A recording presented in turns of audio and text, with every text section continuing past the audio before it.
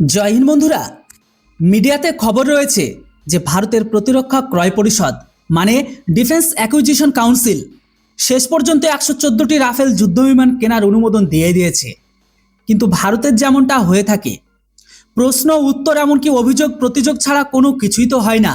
আর যেহেতু এই রাফাল চুক্তিটি প্রায় 5,00,000 কোটি টাকার কাছে, যা কিনা ভারতের ইতিহাসের সবচেয়ে বড় প্রতিরক্ষা চুক্তিও বটে বা বলাও যেতে পারে, তাই এখন এমন পরিস্থিতিতে অনেকগুলো প্রশ্ন ও বিতর্ক সামনে চলে এসেছে সকলের। প্রশ্ন হলো, ভারতকে যদি আবারও রাফালই কিনতে হতো তবে ভারত এত দেরি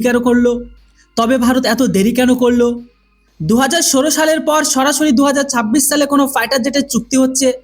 প্রশ্ন উঠতে শুরু এটাও করেছে যে আসলে ভারতের এমন কি বাধ্যবাধকতা ছিল যার জন্য ভারত আবারও রাফেলকেই বেছে নিল।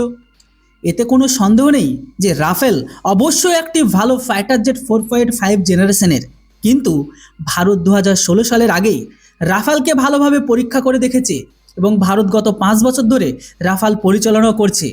এটা সত্ত্বেও আবার রাফাল কেনার ক্ষেত্রে এত দেরি কেন হলো, যেখানে রাফাল এখন আরও বেশি ব্যয়বহুল হয়ে উঠেছে? এখন এমন অনেক প্রশ্ন প্রতিরক্ষা বিশেষজ্ঞরা তুলে ধরেছেন, যদিও সরকার এখনও পর্যন্ত এর কোনো উত্তর তো দেয়নি।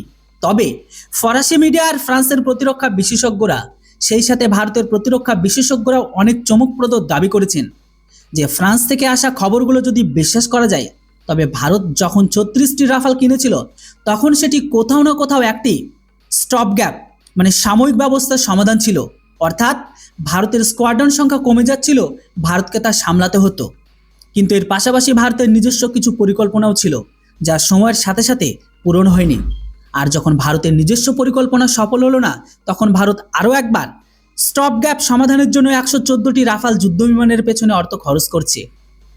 যেখানে খোদ ফ্রান্সের প্রতিরক্ষা বিশেষজ্ঞরা এই যুক্তিকে দিচ্ছেন যে ভারত যখন 36টি রাফাল কেনে, তারপর স্টপ গ্যাপ সমাধানের জন্য অর্থাৎ দ্রুত হ্রাস পাওয়া স্কোয়াড্রন সংখ্যা বাড়ানোর জন্য নিজেদের দেশীয় তেজস MK1 আর MK2কেই অগ্রাধিকার দিয়েছিল।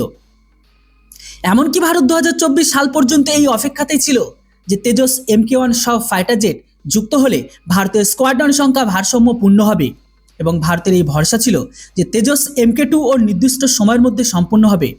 কিন্তু আমেরিকা এখানে ভারতকে ধোঁকা দিয়েছে। ভারতের নিজস্ব ফাইটার জেট প্রকল্প ভারতের পরিকল্পনা অনুযায়ী সম্পূর্ণ তো হচ্ছেই না। এমনকি 2024 সালের মধ্যে ভারত উপলব্ধি করতে পেরেছে যে আমেরিকার ইঞ্জিনের সাহায্যে এখন তেজস সম্পূর্ণ করতে আরও অনেক বছর সময় লেগে যেতে পারে। অন্যদিকে ভারতের কাছে তেজস MK2 এর ইঞ্জিনের কোনো সমাধান নেই বা বিকল্প নেই, যার ফলে তেজস MK2কেও 2035 সালের আগে সেনাবাহিনীতে অন্তর্ভুক্ত হওয়ার কোনো সম্ভাবনা দেখা যাচ্ছে না। তাই এমন পরিস্থিতিতে স্টপ গ্যাপ সমাধানের জন্য অর্থাৎ দ্রুত হ্রাস পাওয়া স্কোয়াড্রনের সংখ্যাকে ধরে রাখার জন্য ভারত অবশেষে 114টি রাফাল কেনার সিদ্ধান্তকে নিয়েছে। যদিও এই নতুন রাফালগুলো ভারতীয় বিমান বাহিনীতে অন্তর্ভুক্ত হতে ভারতের স্কোয়াড্রন সংখ্যা আরও কমে যাবে। অর্থাৎ পরিস্থিতি গিয়ে এমন দাঁড়িয়েছে, দেখলে বুঝতে পারবেন যে সব মিলিয়ে ভারতকে হ্রাস পাওয়া স্কোয়াড্রন সংখ্যা বাঁচাতে রাফালকেই পুনরায় নির্বাচন করতে হলো, কারণ রাফাল ভারতের জন্য তাৎক্ষণিক ব্যবহারের একটি সমাধান।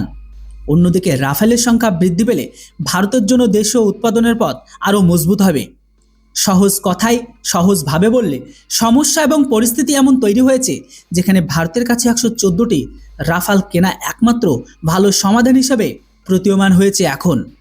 যেটাই হোক, আপনাদের কি মনে হয় এই মুহূর্তে ভারতের বিমান সংখ্যার স্কোয়াড্রন যেভাবে লাগাতার পড়ে যাচ্ছে, এটাকে দেখে ভারত যে চটজলদি এই গ্যাপটাকে পূরণ করতে চলেছে 114টি রাফাল ফাইটার জেট কিনে, এটাতে আপনারা কতটা সহমত?